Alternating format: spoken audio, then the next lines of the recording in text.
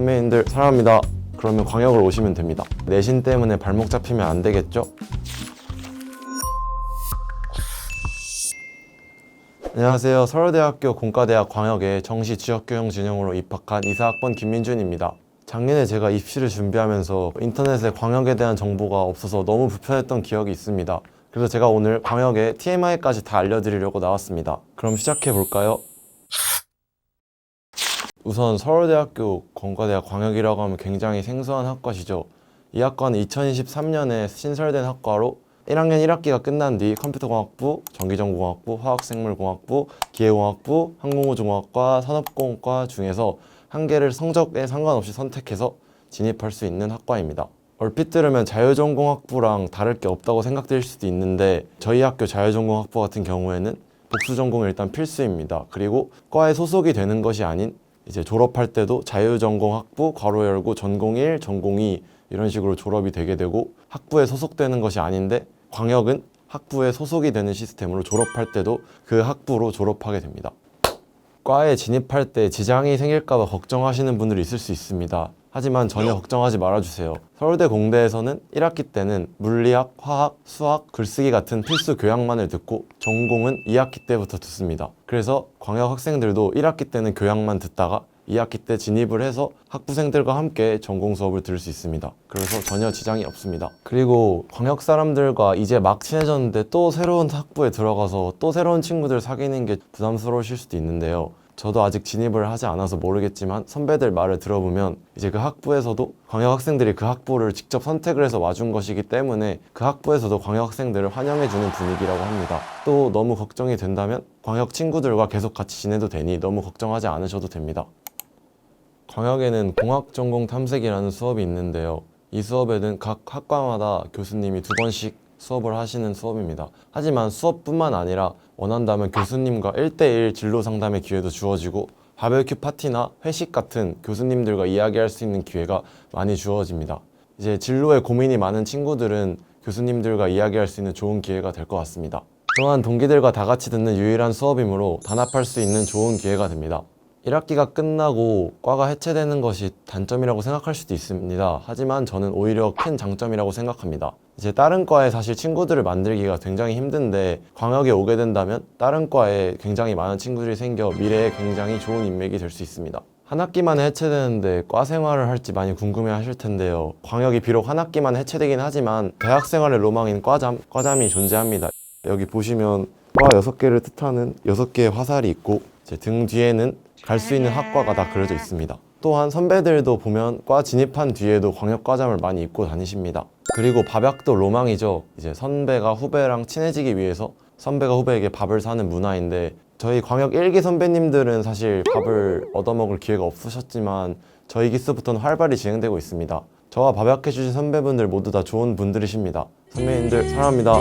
너무 다짜고짜 사랑한다 해서 행사도 개강 파티, 종강 파티, 체육대회, 일일오프, 간식 사업이 이제 중간고사랑 기말고사 기간 때 간식을 나눠주는 그런 행사입니다. 그리고 또 과방, MT, FM, 학생회 등도 다 존재를 합니다. 그리고 오히려 같은 시기에 다 같은 전형으로 들어오고 심지어 인원도 적으니까 오히려 다른 학과보다 더 끈끈하다고 생각됩니다. 그러니 걱정 말고 광역 와주세요. 추천, 비추천 유형은 그냥 모두에게 추천합니다. 왜냐면 고등학교 공부랑 사실 대학 공부랑 많이 다른데 아무리 자기가 좋아하는 것이 확실하고 가고 싶은 전공이 확실하다고 해도 이제 막상 대학 와서 대학 공부를 하다 보면 좀 생각이 바뀔 수 있습니다. 실제로 저희 동기들 중에서도 난 무조건 컴공 가야겠다 라고 하고 왔다가 이제 여기 와서 공부를 해보고 마음이 좀 바뀐 친구들이 많이 있습니다. 공대를 가고 싶다? 그러면 광역을 오시면 됩니다. 공대 광역은 정시 지역균형 전형으로 46명을 선발하는데요. 정시 지역균형을 선발하는 과에는 총 9개의 학과가 있습니다. 그렇지만 유일하게 광역은 다른 전형 없이 딱 정시 지역균형 전형으로만 46명을 선발하게 됩니다. 서울대 정시 지균 전형의 경우에는 각 고등학교마다 2명만 학교장 추천을 받아서 지원할 수 있습니다. 그런데 이 학교장 추천의 기준은 학교 바이 학교이기 때문에 미리 기준을 잘 확인하고 준비하는 게 좋겠죠? 서울대 정시 지균 전형은 수능 60%와 교과평가 40%가 반영됩니다. 사실 이게 수능과 내신의 밸런스를 맞추는 것이 사실 쉽지는 않습니다. 저 같은 경우에는 고2 때까지는 수시와 비교과를 챙기는 것에 집중했고 고3 때부터는 절대평가 과목이 많아지기 때문에 수시의 비중을 많이 줄이고 정시에 집중을 했습니다. 근데 여기서 고1, 2 때 정시 파이터랍시고 내신을 버리시면 절대 안 됩니다.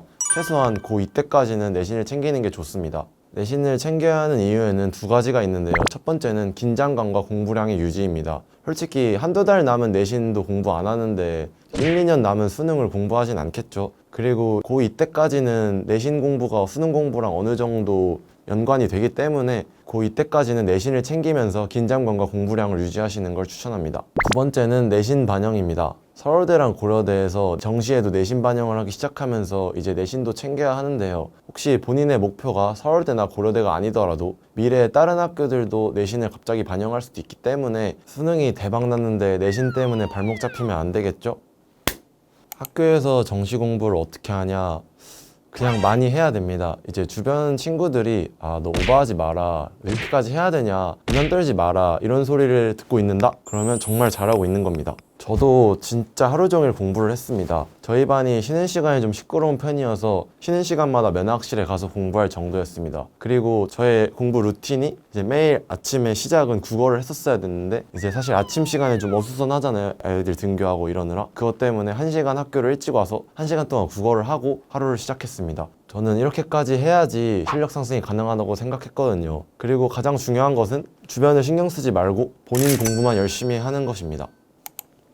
저는 방학 때 썸머스쿨을 다녔습니다. 주변에 윈터나 썸머스쿨 하는 곳이 있다면 꼭 가시는 걸 추천드립니다. 왜냐하면 썸머스쿨을 다닐 때랑 안 다닐 때 공부량의 차이가 정말 큽니다. 그리고 이제 여름방학 때 무슨 공부를 해야 되냐? 저는 사실 이제 이 여름방학이 마지막으로 약점을 보완할 수 있는 기회라고 생각합니다. 왜냐하면 이제 여름방학이 끝나고 나면 실무 시즌이 시작되기 때문입니다. 그래서 저 같은 경우에는 생명이 굉장히 취약한 편이었습니다. 그래서 이제 여름방학 때 잠시 다른 과목의 비중을 줄이고 생명의 비중을 엄청 높였습니다. 이제 시중에 있는 모든 엔제랑 실무를 다 구입해서 생명만 엄청나게 했습니다. 그랬더니 여름방학이 끝난 뒤에는 생명이 자신 있는 과목으로 변하게 되었습니다. 이렇게 여름방학 때는 자신이 취약한 과목을 하나를 딱 잡아서 그것만 엄청나게 파는 것이 중요하다고 생각합니다.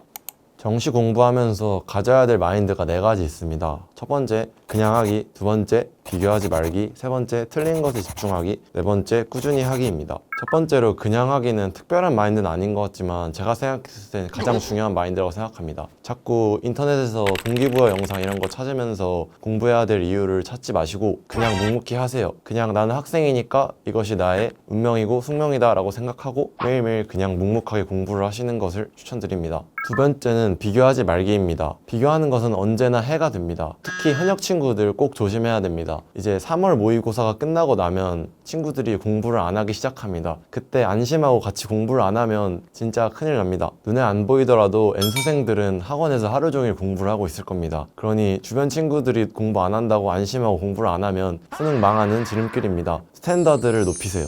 잘하는 학생과는 당연히 비교해서는 안 됩니다. 그렇게 비교를 시작하면 끝도 없고 스트레스만 엄청 받습니다. 또한 못하는 학생과도 비교는 금물입니다. 자만만 하게 되고 솔직히 도움이 되지 않습니다. 비교는 오직 어제의 나만 하세요. 어제의 나보다 나은 오늘의 나가 됐다면 그걸로 된 겁니다. 세 번째로 문제를 풀고 난 후 맞은 것에 집중하지 말고 틀린 것에 집중을 해야 됩니다. 맞은 것과 본인의 점수에 집중을 하게 되면 자만만 하게 됩니다. 실수라고 치부하지 마시고 본인이 틀린 것을 보면서 이걸 왜 틀렸지에 대해 잘 생각해 보세요. 그리고 다음에 하면 어떻게 맞출 수 있는지에 대해서도 또 생각해 보시면 좋습니다. 실수라고 치부하면 절대 안 됩니다. 오히려 실수일수록 더 바라보면서 다음부터는 어떻게 하면 이런 실수를 안 할 수 있는지에 대해 고민해 보시길 바랍니다. 오답 노트를 하는 게 베스트입니다. 네 번째로 매일 같은 강도로 꾸준히 하기입니다. 갑자기 하루 삘 받아서 갑자기 밤새서 공부하고 이러면 다음날 지장이 생기겠죠. 수면 시간을 지키면서 규칙적으로 생활하는 것도 정말 중요합니다. 제가 입시할 때 서울대 공과대학 광역에 대한 정보가 없었던 아쉬움을 눌러 담아서 알차게 준비해 봤는데요. 도움이 되셨을까요? 스튜디오 러셀 구독, 좋아요, 알림 설정까지. 다음 편에서 또 만나요.